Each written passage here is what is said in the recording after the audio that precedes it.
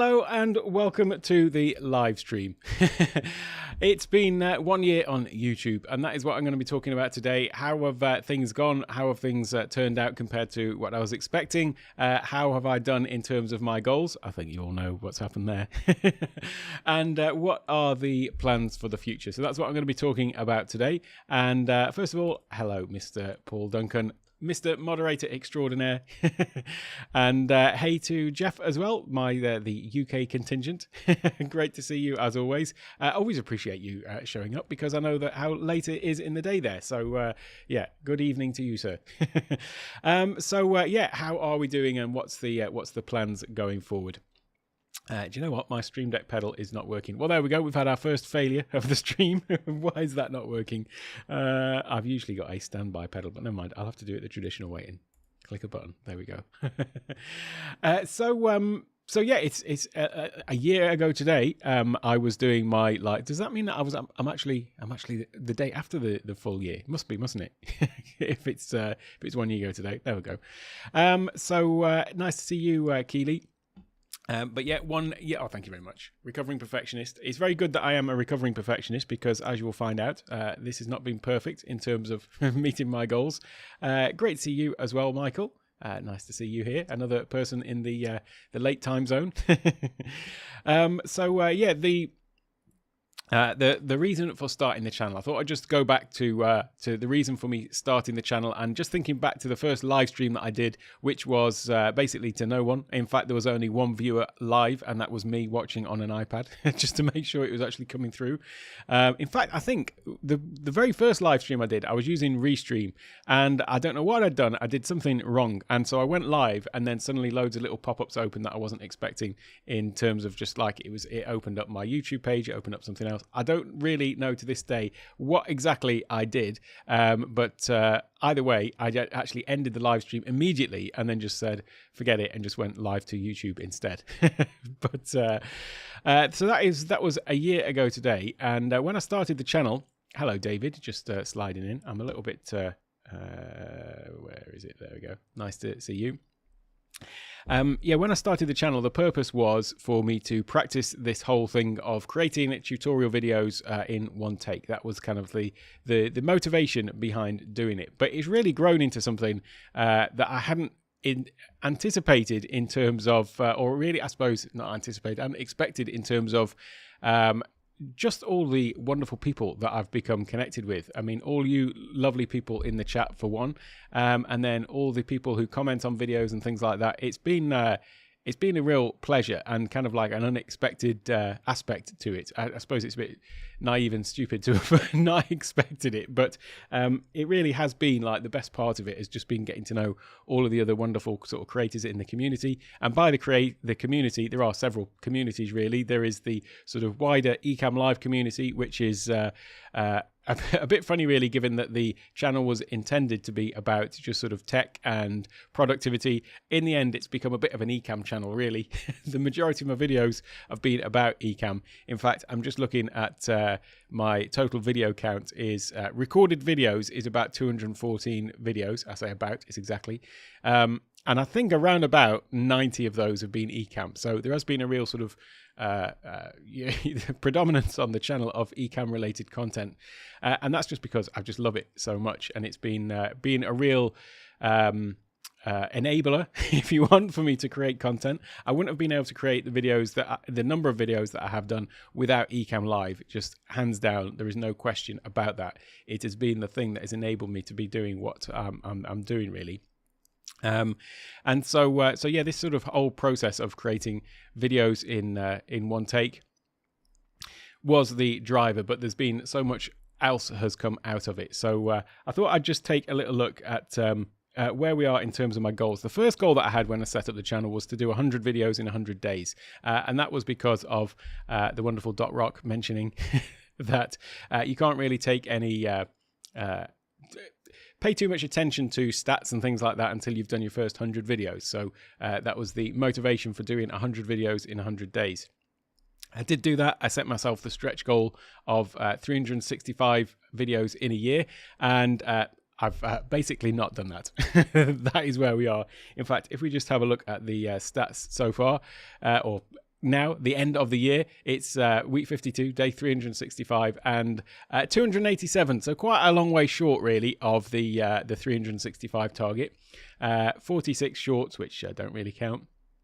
And as of today, 1,977 subscribers. I'm still really, sort of.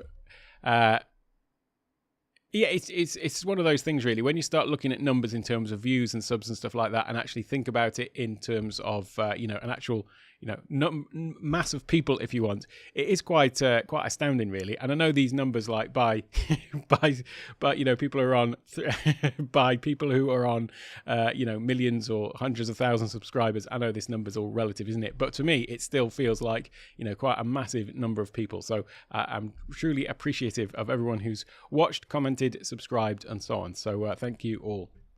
And it's that, seeing these numbers has been, obviously a big motivator to keep me going, and knowing that I am speaking to, at least, 1,900 people or so. So 150,000 views in the year as well. That's another one of those sort of mind-boggling numbers to me at the moment. And then 14,500 watch hours. So yeah, those are the stats. I probably could have done the 365 as of the beginning of Cedar, was it? Where I got off to a really good start, and then I've just had some other stuff that's just had to take priority over the past, certainly the last month, really, middle of April. So if I just put out another couple of videos a day, as it is, this is actually my first video onto the channel in May. So I haven't put anything out for the last 2 weeks, which is not good from a consistency point of view. I envisage this changing going forward, probably not in the next couple of weeks. Next couple of weeks, I'm definitely not going to be doing one video a day, but maybe a couple of videos in the next couple of weeks each week. And obviously my weekly live stream. And then as of June, I expect things to pick up a pace, shall we say. I'll be talking about that a little bit later. So in terms of a little bit more detailed stats, because I do keep detailed stats of these sorts of things. If I come over to here, this is my my spreadsheet. So that is actually where we're sitting. 287 videos, and I've been a bit cheeky. I've encountered today. This one I'm doing right now. In fact, that's the 14th, isn't it? I've already got an error there. Correct my spreadsheet. So yeah, it is 287 videos, 214 recorded videos, 73 live streams, and look at that, 78 videos remaining. I suppose I could still make them all today if I make 78 videos. But the total runtime, if you were to sit down and watch all of my videos back to back, is 6 days, 4 hours, 13 minutes and 57 seconds, and whatever this one turns out to be.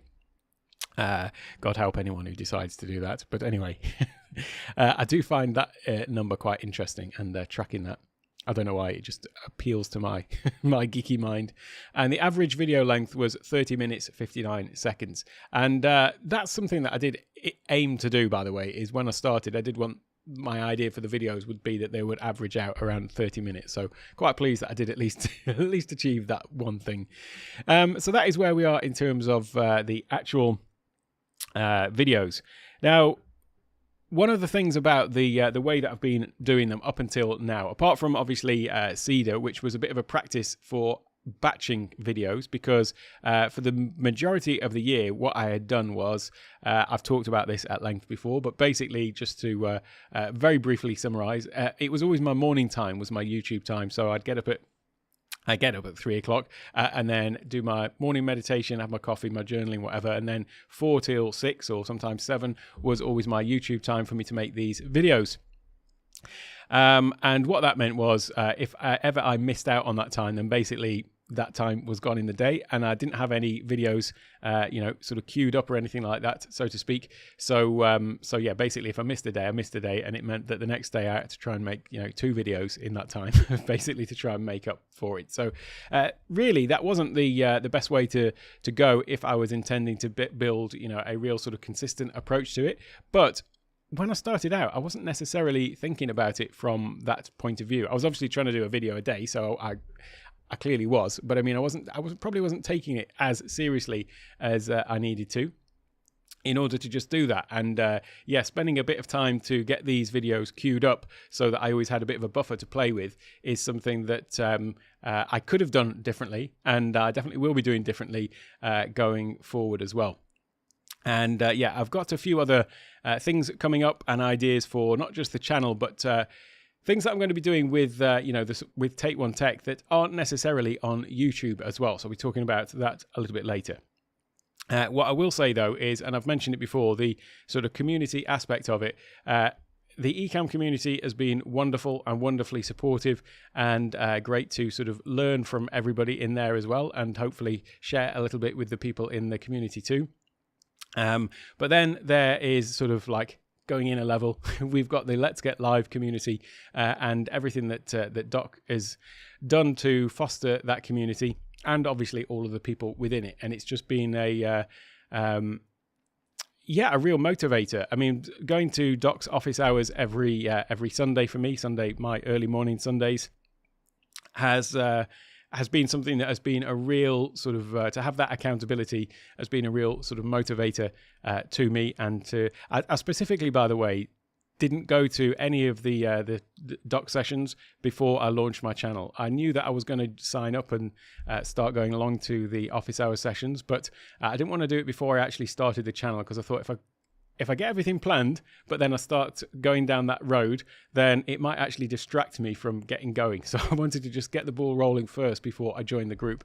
So it was effectively, 1 year ago tomorrow that I had my first session in Doc's office hours, and that's just been. I can't speak highly enough of the group and of the man himself.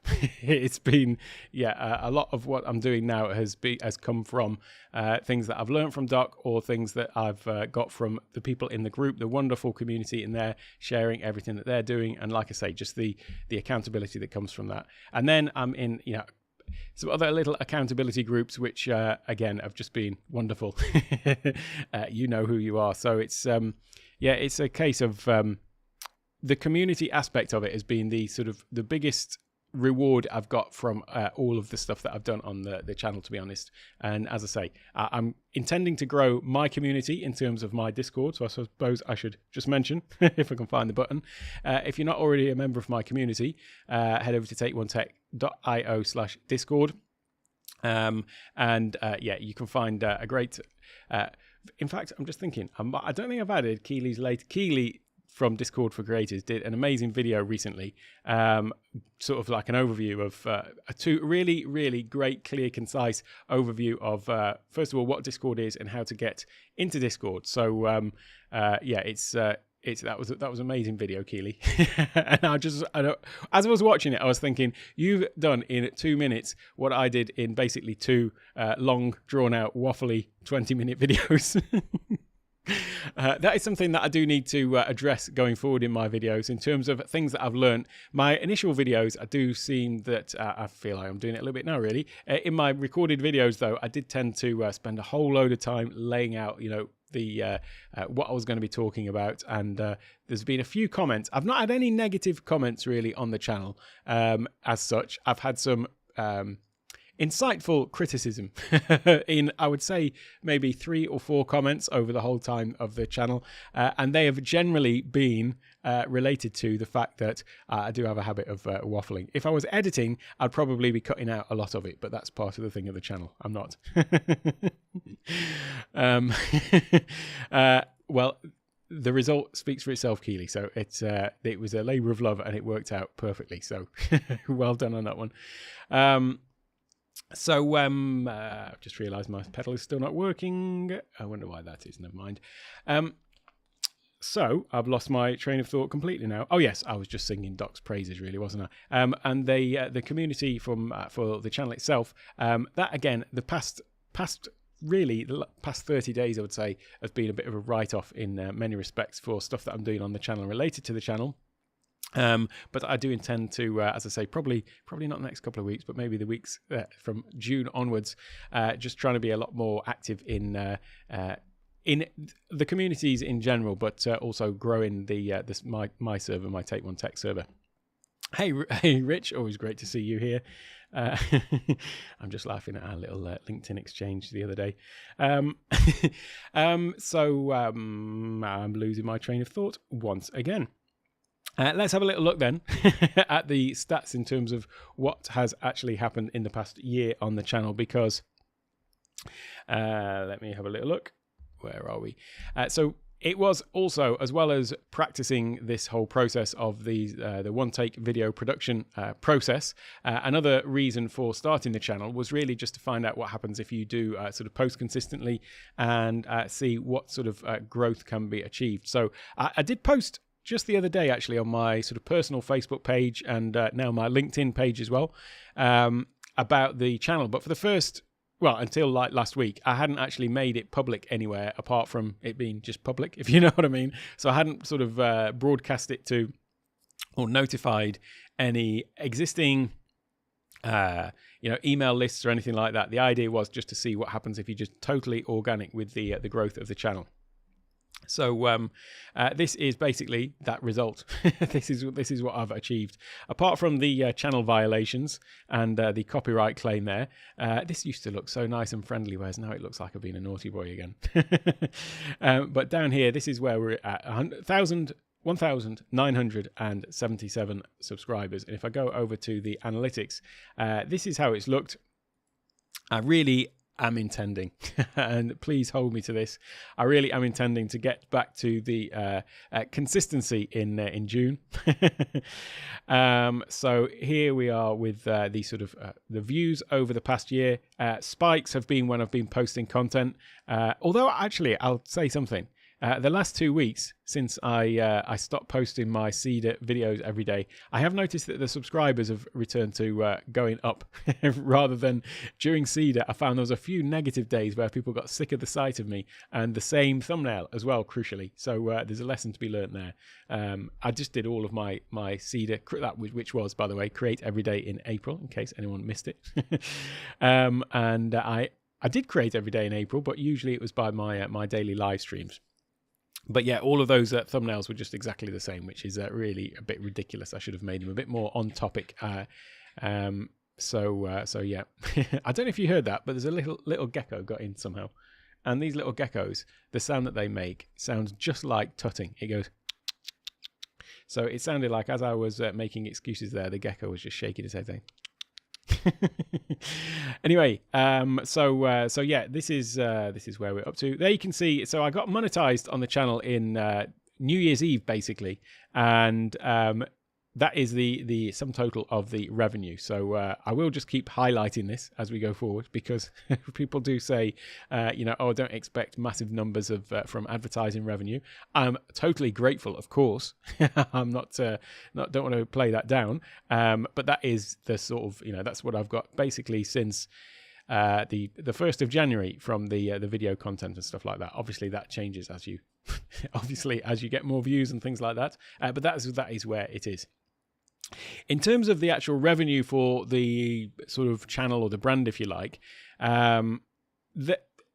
since the start of the channel, I think at the New Year's point when I made a video about having just got monetized, I think at that point I had made around about $6,000. I say made, the revenue from the channel was about $6,000 in terms of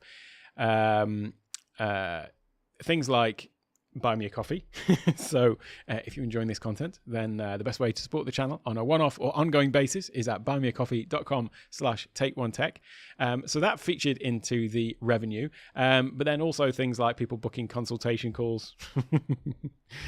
If you think I could help you out in your tech life, then you can book a consultation at take1tech.io/consultation. Getting in all the links today. So that was another source of revenue, but then also like affiliate revenue and things like that. I think at the moment, I haven't actually just looked it up today, I probably should have, but I think in terms of revenue for the channel, excluding the Ecam Live Masterclass, which is kind of like, it is another add-on. I'll do a full update on that at some point, but apart from that, for the channel, it's around about $10,000 or something like that. So that's basically, a year of hard work and commitment as summed to that. But obviously it's led to other opportunities and things like that. In terms of promoting the Ecam Live Masterclass, I should have got my thing ready for this. I do feel a little bit unprepared today for some reason, but there you go. So yeah, the Ecam Live Masterclass is obviously something that came out of it. I've got some other courses in the works, as you well know. Some of these have been in the works for some time and are getting on for 5 or 6 months late at this point, but let's not dwell on that too much. But the Ecam Live Masterclass is basically a complete course covering everything from beginner through to advanced level in Ecam Live. And it's not just actually Ecam, it does also cover things like how to create engaging presentations using PowerPoint in conjunction with PowerPoint or Keynote in conjunction with Ecam Live, and then of course taking those into meeting software such as Zoom. I cover Teams, and I also cover Discord as well. So that's all covered in the Ecam Live Masterclass. I also have the full sort of tutorial on how to use it with Stream Deck and Loop Deck. I am really in love with those two devices. Well, certainly Stream Deck. Loop Deck's growing on me, and I cover all of that in the course as well. You can sign up at ecamlivemasterclass.com. If you head over there is another sort of slightly longer form video that explains what it's all about, and shows some of the content in there as well. There are $150 worth of bonuses included in the course as well. So when you sign up, those are discounts and freebies and things like that. So in terms of some Icon packs and so on. So $150 worth of bonuses, and the course itself is $147, and that is actually lifetime access as well. So once you sign up, it is lifetime access to the course, and the idea is that the course isn't just a static course. It will be continually updated as Ecam Live gets updated, so it becomes your online go-to resource for all things Ecam Live. So that's the Ecam Live Masterclass at ecamlivemasterclass.com. So I will be rolling out some other courses as well. I'm not going to say the name, I'm not going to say the word, the Z word. It's coming. That will be done by the end of this month. I'm not even going to say next week, but by the end of this month.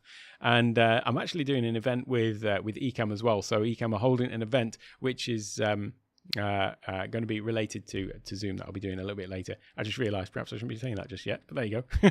But the course will be done by then in any case. And then I do have some other courses planned too.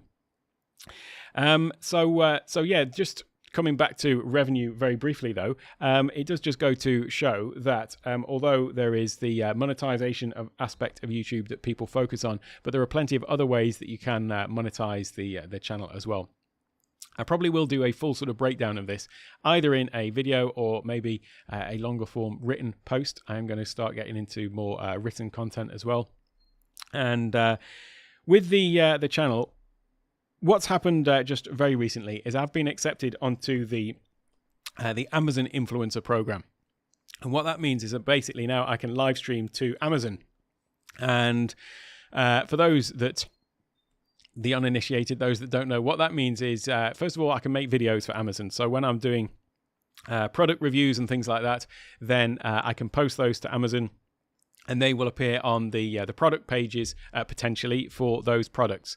And then in the same way that you can get revenue from Amazon affiliate revenue, just as in the bottom of all of my videos, you'll find my sort of gear list and stuff like that with Amazon affiliate links. Well, if you are making video content for Amazon that appears on the product pages, then if somebody goes and watches your video as part of their browsing experience, then you will get credit if they then go on to purchase the product. But you can also do Amazon Lives, and with the Amazon live streams, basically the way that they work is just like a YouTube live, but you can also add in products to they call it the carousel, which is sort of at the bottom. So instead of having my lower third here, well, I still probably would have that, but just below that, then there would be on the Amazon Live page, which I think is only available in the US at the moment, but I might be wrong about that. But then down below, you would see a carousel with up to 40 products. And so as it could be that you just do a regular stream, but, you have all of your gear down there, or it could be that you're doing a stream where you're highlighting specific products and talking about them. And so you can have this carousel that people can browse, but then you can also, during the live stream, make featured products. So if I was talking about, for example, a live streaming setup or something like that, then I could just have all the different things that I'm using and highlight them as I'm talking about them. And then you obviously get the revenue from people who are the affiliate revenue from people who click and go through to a purchase from those. So that is something that I'm actually quite interested in, because there's been a few different ideas that I've had for obviously the live stream that I do on here, this one right now that you're watching.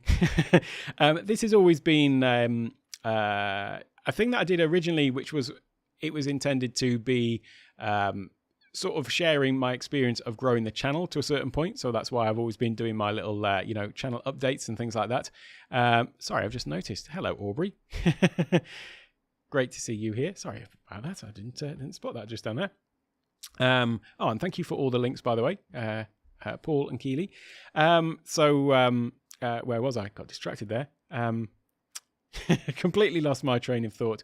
So the Amazon Live is where I think I was going. Oh yeah, so these live streams have been a bit of an update, but then sometimes I would have focus on different topics and things like that.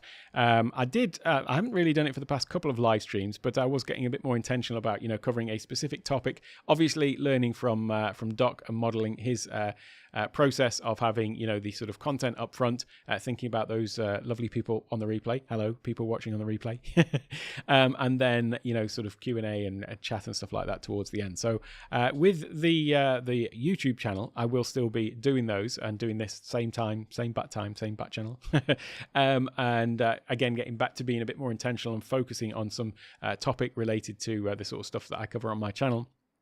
But I am thinking of actually doing a separate show on Amazon. In fact, two. So one of them is something that I wanted to do for a while, actually, which is an interview show. But that one is something that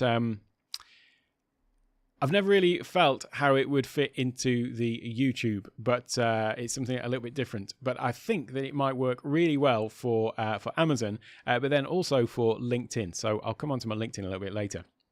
So whilst I'm not going to be doing multi-streaming, because I do totally agree that having sort of a sporadic audience or split over different platforms is not the best approach. I do think that there's the interview thing is something that would work well actually for Amazon Live, but for LinkedIn. So I may do that one as a stream to both of those platforms, or I may just do it to Amazon Live, but then repurpose the recording and put that in other places too. That one would also be a podcast. So I did start a podcast. I did 3 episodes in week 1, 2, and 3 of my my time on YouTube. I've talked about this before, but it was very unimaginatively called My YouTube Journey. And that was something that I intended to document the whole process of growing the channel. The thing about it was a total sort of, not afterthought, but it was a really unconsidered thing that I did. It was a case of starting the YouTube channel, and I was all excited about everything and thought, wouldn't it be great to do a podcast about it? Yeah, let me do it. I spent all of 30 minutes designing the artwork, which totally shows, by the way, if you ever saw it, and just set everything up. And then that was that. That was me doing a podcast. But I didn't really have any real process for it in terms of time allocation. That was another thing. Then I felt like it needed to be a little bit more polished, so I needed to do a little bit of editing in terms of removing ums and ers and things like that. And so I did start to use Descript for that, I think, when I was still subscribed to Descript. I haven't been subscribed to Descript for a while because I just wasn't using it. So that was that. I probably will get back into that for some of the stuff that I want to do going forward. But yeah, I didn't really have the sort of commitment to doing the podcast. So the one that I will be doing, though, is for this interview show. I'm not going to say too much about the sort of what it's going to cover or how it's going to work, but hopefully that will be something that I'll get up and running, I would say, in June. Again, I'm being realistic here. But yeah, starting to do, so that would be a weekly show that I would do actually on Amazon. And then that, as I say, also repurpose it as well. Hello, Andrina. Great to see you here. Nice to see a new face. And I'm glad you like the content and finding it useful. Yeah, we're doing that Amazon that interview show on Amazon. But I'm going to start doing something that is more specifically gear as well. So obviously being product related, there are lots of different tech products and things like that I use that would really be suited to an Amazon Live show, because obviously the whole point about that is talking about products. I've tried to stay away from doing too much about specific products on my channel because I didn't want to get too mixed up between it being, is it a product channel or is it a, doing product reviews, tech reviews and stuff like that, or is it a, more of a tutorial side of stuff. So I do want to try and mix that up a little bit, and so do a specific product live stream, product-based live stream, I should say, on Amazon Live. So that is another one I'll be doing. So those are basically 2 new things that I'll be doing there. And I mentioned LinkedIn. LinkedIn is something that I have I've been on for years, but I haven't been on it for years, if you know what I mean. I've had a LinkedIn profile, but I've just basically neglected it. I haven't been using it. I hadn't been using it to for anything really. And I think the last time I logged in was probably maybe 4 years ago, something like that. Certainly in any great way, I've not been using it. So what I've done is I've actually sort of been and updated my LinkedIn profile. So if we're not connected on LinkedIn, feel free to go and connect there. I've dropped a link into the description of the video, but I'll just drop one in here as well. And this is my profile over there. So I've really just sort of trimmed out all the stuff that was in there before. Obviously, it's got all my history in that, but yeah, I've just really focused on it being this is my LinkedIn profile, focused on everything that I'm doing with Take One Tech and with the channel. So I am looking to do, as I say, more. You can see there, I've got a bit more of a focus on, I've even put LinkedIn Live, Amazon Live, and YouTube Live all there, having different things. I'm looking to do another show, particularly for LinkedIn as well. So obviously I cover a lot of stuff about, I think I even say on the header of my YouTube channel is helping you be more I forget the word now, efficient, effective, and productive with tech in business. Because the people who book consultation calls with me, just one last plug for that, who book a consultation call with me are looking generally for help with, using the stuff that I'm talking about in business. So they fall into two camps. People who book calls with me typically are business owners or managers or something like that, and they're looking for ways to either improve their productivity through some of the productivity stuff that I talk about, or it's related to the sort of tech side of stuff with, Ecam and livestream and things like that. So, great to connect with you on there, Victor. Whoops, wrong one came up there. There you go. Welcome to the stream, and thanks for the follow there, Victor. So having something on the on LinkedIn that is covering the same sort of stuff that I'm covering on the channel, but really with a sort of more business focus as well.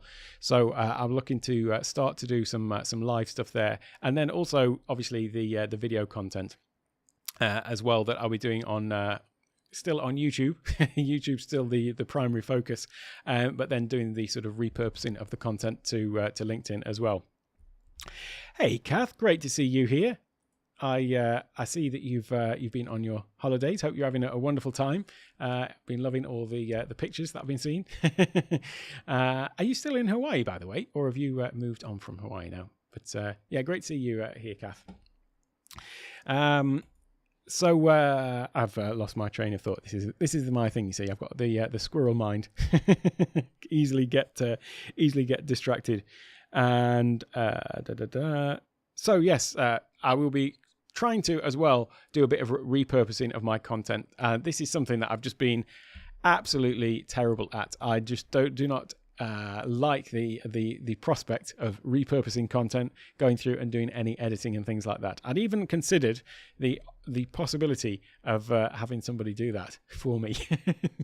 So doing the longer form stuff and then have somebody create all of the micro content and stuff like that. So I'm looking into some possibilities in terms of that, and I'll report back on that because basically looking to sort of outsource some of the things that I just never look forward to. I never look forward to going back and looking at my own stuff, first of all. Second of all, I don't look forward to having to go in that and then go and like chop things up and repurpose it. Hey Chris, another UK contingent. Here's me getting distracted again. Where have I been? I've been a bit busy. I've been a bit busy with other stuff the past 2 weeks. This is my first official video on YouTube in 2 weeks, so apologies for the lack of it. It will be picking up shortly. Do want to get back into repurposing the content for other platforms. I know that Doc's been all about the reels and things like that. I've still got my TikTok, my reels and shorts that I intend to work on. Although those actually are not really a repurposing thing. I certainly can repurpose the content. Once I start my my interview show, then there'll be lots of possibilities there for actually repurposing content, creating small snippets to I can't speak, to promote the shows and stuff like that. So so that is the sort of side that I'll need probably need to look for a little bit of help with. But in terms of the the regular shorts and TikTok videos, those are generally just a case of me sitting down and getting things done. I should be making up for lost time. What can I say, Chris? Appreciate it though. So yeah, that is really the sort of plan going forward. Is the live on my weekly live here, then also a interview show which I'll be doing. Certainly it'll be on Amazon Live because there will be a sort of product element to it. But then potentially I might actually live stream that to LinkedIn as well. I'll have to think about that because I am on board with not being on board with multi-streaming, if that makes sense. I'd see the issues that causes. But then doing a specific live to LinkedIn that is more sort of business focused as well. And then also the product live stream. So basically 4 live streams a week it would be that I'd be doing to those different platforms. But then just getting into this process of creating more content. I will be doing a lot of product stuff though, a lot of product sort of reviews, that sort of stuff for the Amazon channel. That is going to be something that I will be posting to the YouTube as well, because it'll all be, I do video reviews on this microphone, for example. I've had this for a year. I need to do a sort of 1-year review of it, Stream Deck, Loop Deck, all of those sorts of things. So I will be doing those sorts of product videos. I don't want to necessarily sort of go down the route of turning the YouTube channel though into just a product channel. It will still be focused on the initial aim of it, which was all more about the sort of software and productivity and stuff like that. But where there are product videos that I make for the Amazon channel that fit within the YouTube stuff as well, then I will be doing those. The thing about Amazon as well, which is quite interesting, is there is the opportunity there to do a number of different sort of not completely different shows. You still need to have a sort of focus on it, but I see the opportunity there to have a little bit more variation in the sort of things that are covered, because they can be, Amazon Live, you can have specific shows on specific days and things like that. So I could see the possibility there to be a little bit broader in scope potentially. I might live to regret this, but than just purely the whatever it was, live streaming gear or tech gear that I cover on this channel. But we'll have to see. Keely, oh, you're still in Hawaii. That's got to be so lovely. You should drop in and see Doc. Hook up with Doc, say hello. Let's have a little look. Gotten to the stage where I finally do my descripting of my live stream the same day and pick out a few moments for repurposing and then lose the plot from there. Yeah, I really need to do it. The issue that I've had just recently is just not having the time for, not making the time for anything. But definitely need to get into the repurposing. And hey, great to see you, Albert, as always as well. Long time no see. I know it's my first video in 2 weeks. So looking forward to hearing what I have to say. It may be a case of the replay. I think I've almost said it all so far. So that is really where I'm up to with the channel, and what I've got planned is I should say that I mentioned before that my the way I've been making my videos up until now is just having this sort of morning time. I am carving out a lot more time for the channel and for Take One Tech in general. So not just the YouTube, but the stuff on LinkedIn, the stuff on Amazon Live. So rather than it just being, a couple of hours early morning before work starts, I am rolling this in to become more of the work that I'm doing, if you see what I mean. Because I've got to say, it is the thing that is sort of top of mind, even though I haven't been able to have the time for it all the time. It is the thing that is often like top of my mind. It's something that I've really have enjoyed doing, enjoyed growing the channel, enjoying all the connections that I'm making, and it's become really kind of the thing that I do think about the almost the most. So it's definitely going to become more of a focus, just so that I can make sure that I can not be inconsistent in terms of posting and stuff like that. I just need to be a little bit more consistent about it. Oh, heading to Madrid. Oh, that's very nice. Well, I hope you have a wonderful time over there. What a lovely place to go and get married in Madrid. Let's have a little look. Oh, you haven't been on there in 6 years either. Yeah, I let LinkedIn just totally slip myself as well. So yeah, I'm with you on that one. Andrina, you've been on YouTube for a while. However, I just started to put out content. I eventually went and started live streaming. I've no gear yet. Have no idea of what gear to start with yet. The basics. Well, that is the yeah. So when my first live stream, so a 2012 Mac and an iPhone 11, you can do a lot. I mean, I don't know if you're using Camo or something like that. There's a great app, Camo by Reincubate, that allows you to use your iPhone as a webcam. So when I started my channel, and I say when I started because I've still got it, the camera that I'm using is now an 11-year-old Canon EOS 60D. I have had plans to upgrade it. I had to buy me a coffee thing, actually, where one of my goals was to get the Sony ZV-E10, and then I just basically slept on it, and then it was out of stock. So, and I've not got around to doing anything different. But I'm still using a 10-year-old Canon that it was the camera that I bought when we were expecting our first daughter, and this was I had this vision of me becoming an expert photographer, because it's one of these. A camera is the ultimate tech gadget for someone like me, really. All these different settings, menus, all that sort of stuff, something for me to really get into. But I never really got into photography, which surprises me. I think it was one of these things of I'd never put the time in to actually sort of learn it and learn how to use a camera properly. So the majority of pictures I ever took with this camera were just on the auto settings. Still, I'm really pleased with with the results that I got out of the camera. But anyway, so that is what I've been using for my channel. It is as I say, an 11-year-old DSLR camera, and it's done fine. I've not got the latest and greatest. The lights that I had, and are the lights that I still have, are some really low cost, soft boxes that are. You can change the temperature of the light if you change the bulbs. It's kind of like that. They just take regular bulbs, so nothing fancy there. I've got a top-down camera, which is an iPhone 5XS or 5XS, whichever one. It came out around the time of the iPhone 8, I think, so it's pretty, or iPhone 6, I can't remember. It's pretty old anyway, and that's what I use for my top-down camera. I've got an over-the-shoulder shot, which is just basically a Logitech webcam C920. So the only thing that I really bought for the channel to start with was a Stream Deck, because I was going to be doing everything live using Ecam Live, and so the Stream Deck was to control that. By the way, that is another side benefit of doing this channel for me, is the Stream Deck, because I bought it thinking it is for live streaming, but it's just become such an essential part of my whole workflow, really. It's been amazing what the Stream Deck has done. I mean, that's been the other, apart from Ecam Live being a focus of the channel, the next sort of second place in terms of videos has been all the stuff I've done about Stream Deck, because it's just a great tool. And they actually probably have accounted for a lot more of the views. So I get far more views on videos that I do about Stream Deck than I do on the ones that I do about Ecam in general, just because obviously Stream Deck's a much more widely used device.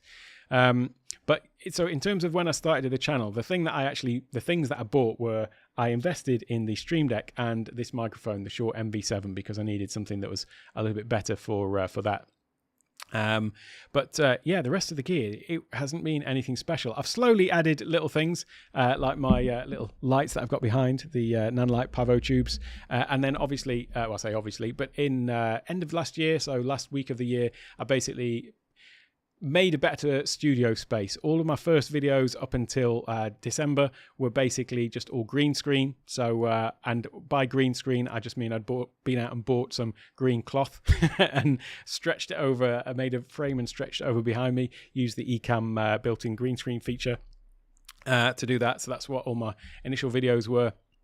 And in fact, my first live stream was actually a video called, I think it was called Live Streaming on Older Gear or something like that, just because I basically just cobbled everything together. So you certainly don't need the latest and greatest. And I am a total tech geek, and I do get the gear acquisition syndrome of wanting all the shiny new things. But I do tend to resist it quite a lot, really, because I am, as I say, still on these old lights. I do intend to replace these with something a little bit more, with a bit more control. So at the moment, I've got two looks basically. I've got this one, or I've got the witness protection scheme look.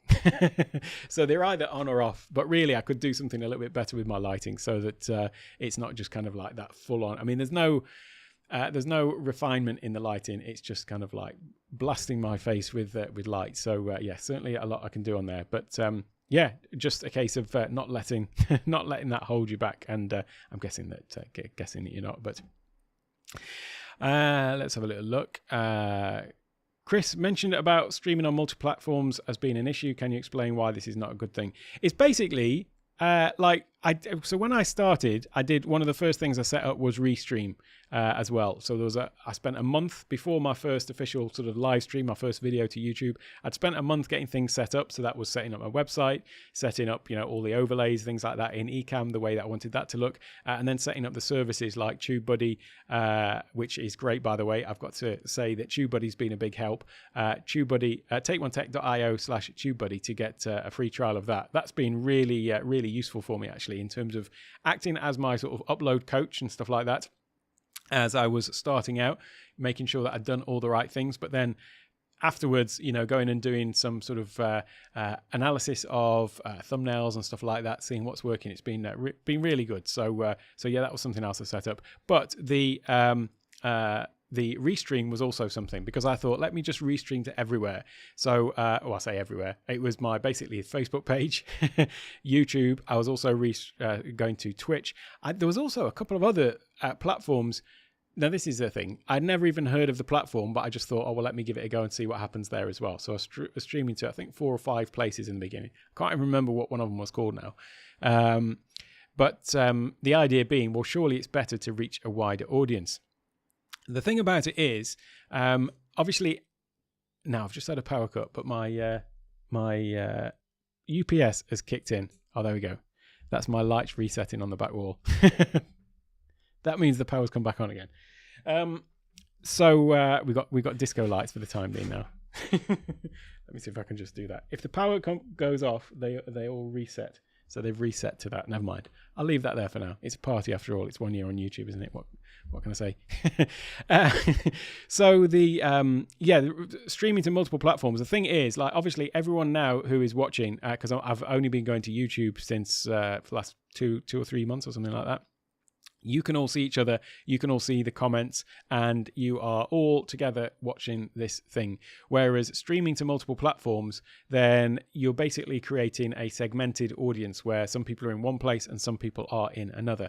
Now, I do see people doing this where I can sort of see why they're doing it and how it can work, apart from just reaching, a wider audience potentially. But and if they're doing stuff where they're maybe not taking as many comments or not including them, then perhaps there is that as well. I also see people doing it on Amazon Live a lot, where they're streaming to Amazon Live, but their YouTube channel as well. But then, they're telling the people on YouTube, get over to Amazon. So they're doing it to try to bring people in.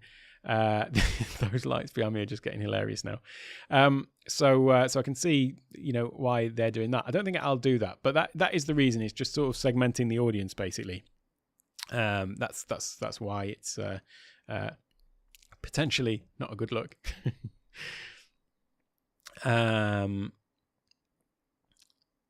So start with the network and not stream with. I'm missing the reference for that one.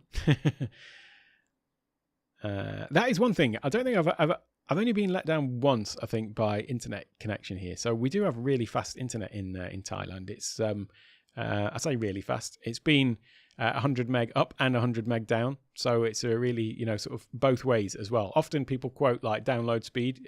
When I say people, I mean internet providers. They'll say, what meg broadband it is.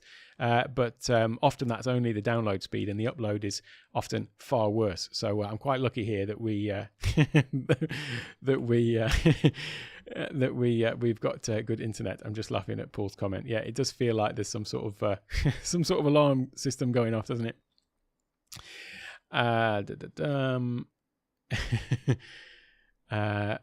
Yeah, but it was funny actually when I went back to look at my LinkedIn profile, because it was as I say, it's something I'd certainly not updated it for ages, but I hadn't even looked at it for 4 years, and there was lots of stuff there that was really a bit out of date. So Oh, thanks for the link for camo. Camo's great. That's what I use for my top-down shot. It's also what I use if I'm, when I say if I'm on the road. I'm rarely on the road these days. With I'm barely moved from between the house and the studio, so which is in the garden, by the way. So it's not like I don't have far to commute. But when I've been away, then camo's been great for. Dare I say the Z word for Zoom? Because it means you can just use your regular, phone or whatever for Zoom calls, as well as obviously any YouTube stuff that you're doing. Keely, let me see. Well, thank you, Keely. You were already ahead of me, it seems. And there we go.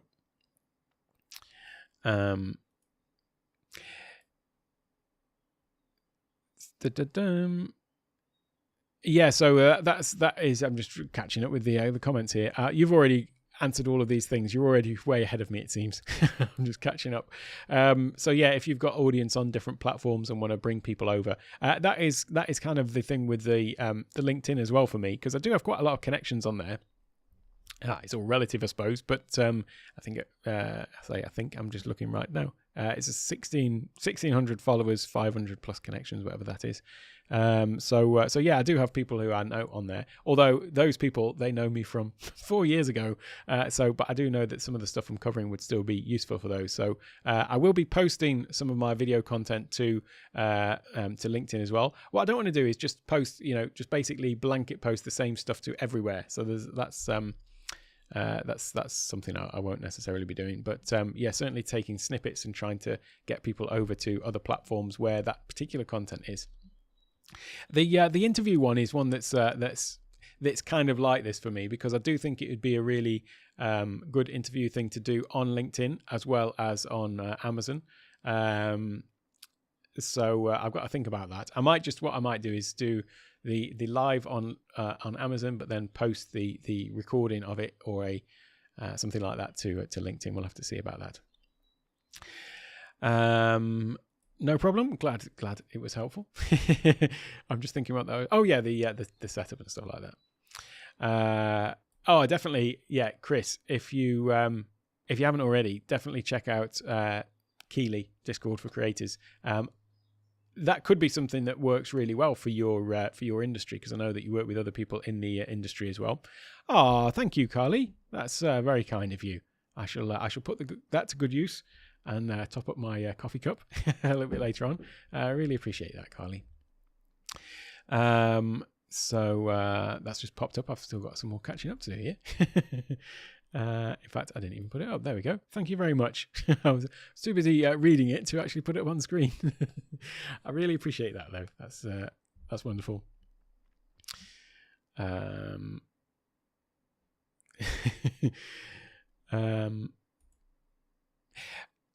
You could get grids for softboxes to shape and control the lights. Yeah, to be honest, it's more about just the control of the levels of them. So I've already got my, as always, I've already got my gear wish list sorted out. I'm going to get some nan lights. I'm basically going to go all in on nan lights. So I've got these Pavotube 6Cs behind me, these two. But then I'm going to replace these sort of main lights, the key light, with nan light Forza 60. Basically, I'm going to copy Doc. That's what I'm going to do. I am going to get some other sort of camera angles going on for some of the other stuff I'm doing as well. And so it'll be more than just this back wall that people are seeing. So I will be upgrading some of the other lighting in there as well. And going all in on the nan light seems to make sense because of the remote control that we've got for that. And you can control it from the mobile. Do you know what? I might have to just do something about these lights. Bear with me. He says, although the remote's not working. There we go. We've got one up. We got one of them stopped anyway. I've got more on the side, you see. There we go, stopped it. There's still one blinking on the other side, but it's out of view, I think. So there we go.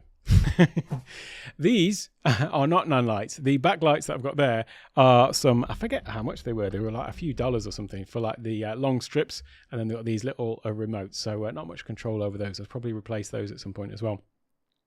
But yeah, so where was I? The Nanlite you can control with the mobile app, but then because on Monterey you can install iOS apps on the Mac, I actually installed the iOS app to control the Nanlite on the Mac, and then I made a Keyboard Maestro shortcut to go and click.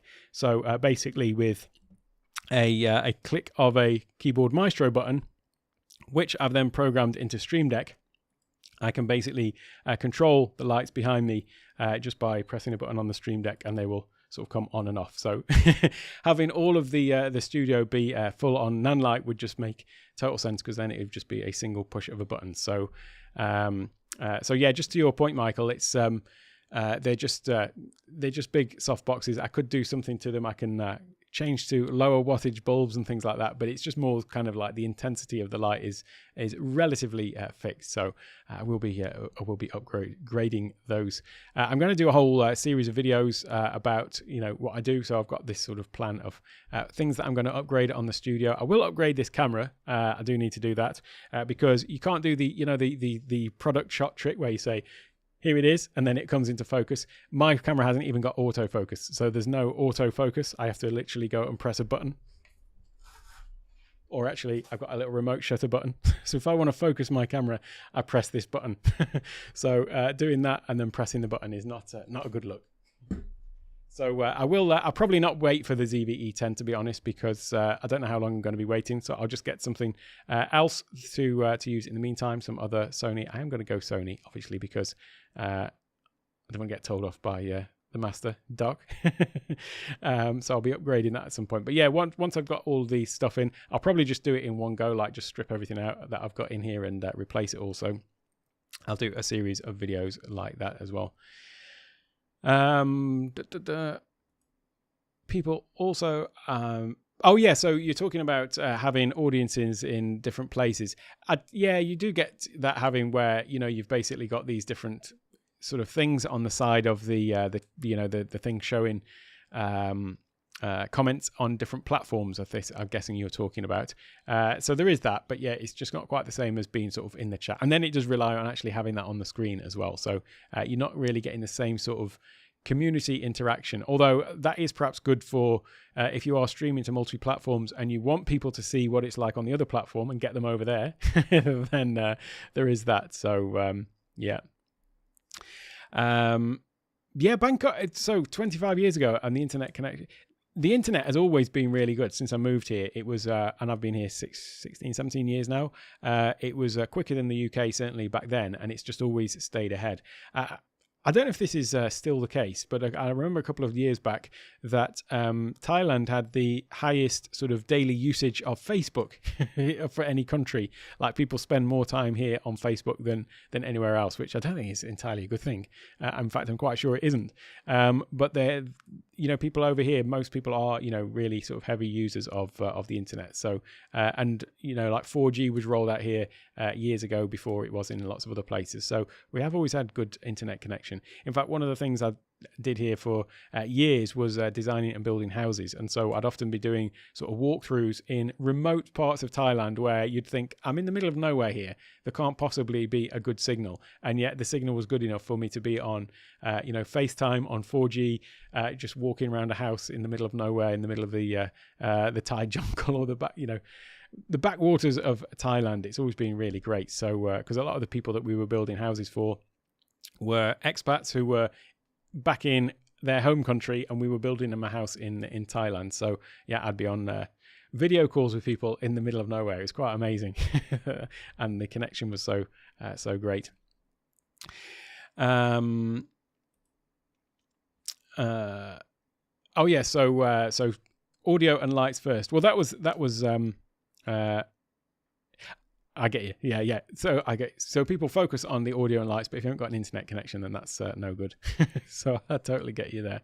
I'm liking Speedify as well. That's another good one. So yeah, having Speedify, so I'm connected to my internet connection, my home internet over Wi-Fi. I'm also plugged into it on Ethernet, and then I'm also tethered to my mobile. That's another thing over here. I've got basically an unlimited mobile plan with unlimited tethering, and they don't throttle it either. So I can actually just have my my iPad links to my mobile and my laptop as well.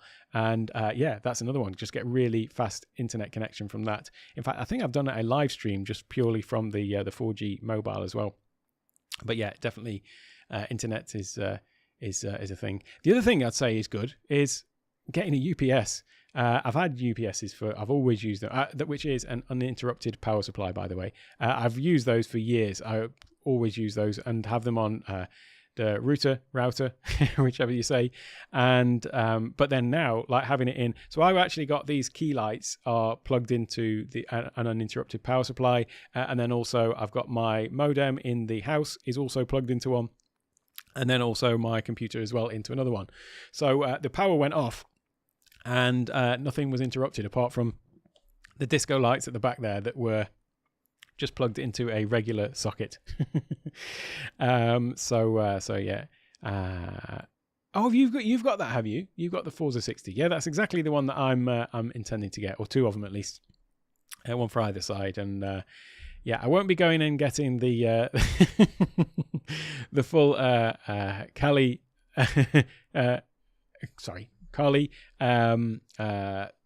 softbox. What was the like the big lantern?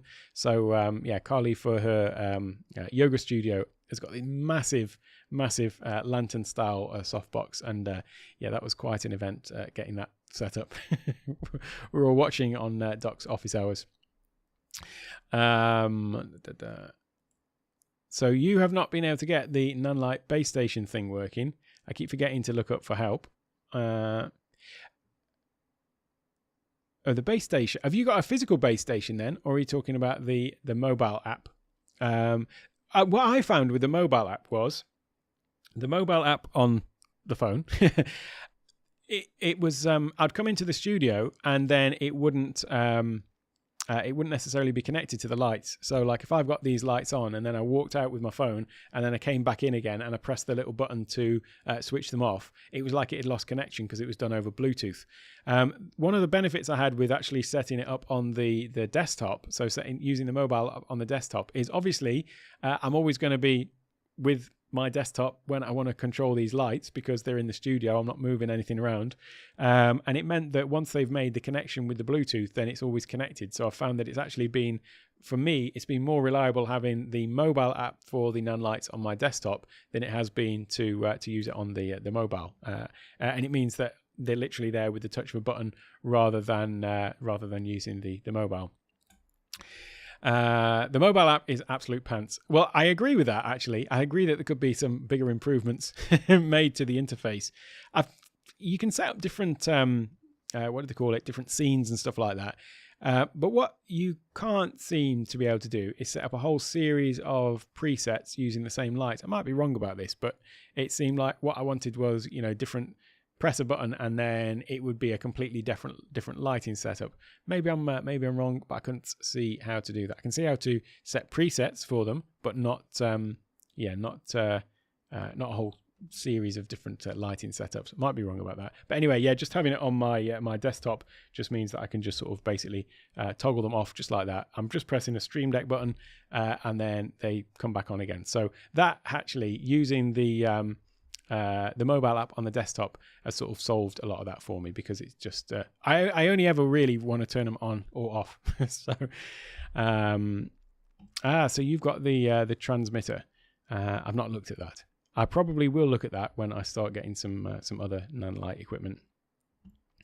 Hey, did it now? The ZVE10 showed up on B&H today, he says, typing in the B&H website. I'll do that later. I won't bother all of you with it. I've just typed B&H and I've got B&H Hospital in Bangkok. That's not the one that I want. Never mind. Okie dokie. I will. Yeah. Oh, 1.2 meters. Wow, that is big, isn't it? Yeah, the one I was looking at for the the blimp. Yeah, the one I was looking at for the Nanlites that I'd get, the the Forza 60s is yeah, it's not going to be quite that big. But my use case is slightly different. It's going to be a lot closer to my my face. So let's have a look. Right, I'll definitely, that is, you know, that is what I'm going to be looking at immediately after this. We'll have to see. The app simply won't load 95% of the time for me. I've had a reset and it's that's interesting. Well, not interesting, it's just a bit frustrating really, isn't it? Have you tried it on the have you tried it actually on the Mac as well? See how that works. I just wasn't a fan with it on the mobile at all. But we'll see. And yeah, have a go at installing it on the Mac, and if you get stuck or it I'm just thinking what the video was called now, but I've got a video about actually linking it with Keyboard Maestro, and knowing what a fan of Keyboard Maestro you are or becoming, that one might be worth having a look at. Right, well, I think I am about done. It's 8 minutes past 6 here in the morning. I'm not going to be making any more videos today. I will be checking out the B&H website. I'll be taking the kids swimming today. It is I'd got into a bit of a bad habit of letting things encroach into my weekends. So a couple of months ago, I just basically ruled out doing anything at the weekend apart from, I say anything, I do this live stream, and then I have obviously the Sunday morning. I get up early. I wake up at 1 o'clock to watch Doc live, and then all of the the stuff with the office hours and stuff like that on my early morning Sunday mornings. I then have an early morning nap, usually about 6 a.m.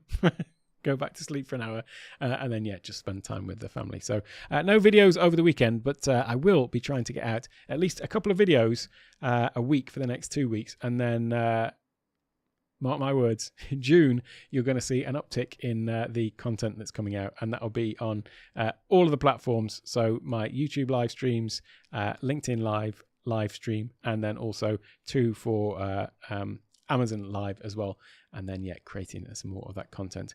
And I will obviously still be sharing the process and things that I'm learning along the way, and any questions or anything like that related to anything I've covered in here, you can always reach out either on the comments. Always great to get comments. A bit hard to track comments, although I have been using Agorapulse, which although I've still been neglecting comments a little bit more, it's a lot easier to track conversations in comments on YouTube, because I always used to be that I'd get the initial comment and then I'd reply to it, and then any sort of follow-on conversations were a little bit hard to follow. That's something that I think they need to address in YouTube Studio, really. But Agorapulse makes it easy to sort of follow along with all of those things in any case. So I've been using that a little bit more.